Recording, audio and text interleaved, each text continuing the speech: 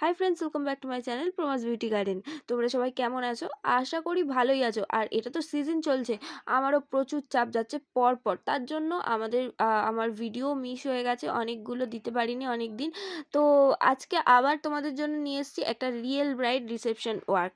আর তোমরা অনেকেই আমাকে কমেন্টে জিজ্ঞেস করছে যে দিদি তুলি কি ইউজ করো।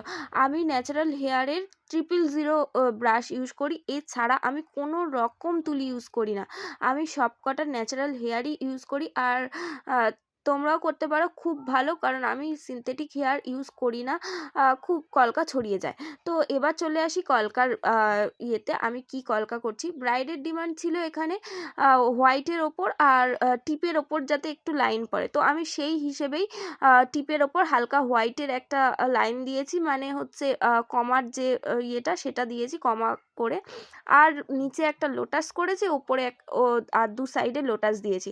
আর মাঝখানের যে ডিজাইনগুলো সেগুলো দেখো আমি একদম মানে যে কমার যে স্ট্রোকটা সেই স্ট্রোকটা দিয়েছি। আর পাতা, এই স্ট্রোকগুলোর কিভাবে করছি সেগুলোর ভিডিও কিন্তু আমার চ্যানেলে তোমরা পেয়ে যাবে। এই পাতার ভিডিওগুলো একটানে কিভাবে সহজভাবে করা যায়। তো এইভাবেই আমি ডিজাইনটা করেছি। আর সবগুলো রিসেপশন কলকাতেই আমি যেমন টিপের দুপাশটা আর আইব্রোর ওপরটা একটু জাস্ট করি, কিন্তু এইটা চেষ্টা করেছি একটু অন্যরকম রাখার। তাই টিপের একদিকটা ঘন কাজ করেছি আর একদিকটা একটু ফাঁকা রাখার চেষ্টা করেছি, যাতে সুন্দর লাগে একটুখানি, জায়গাটা একটু অন্যরকম দেখতেও লাগে। আর যেহেতু মেরুন শাড়ি, তো মেরুন তো একটু টাচ দিতেই হয়, খুবই সুন্দর লাগে মেরুন।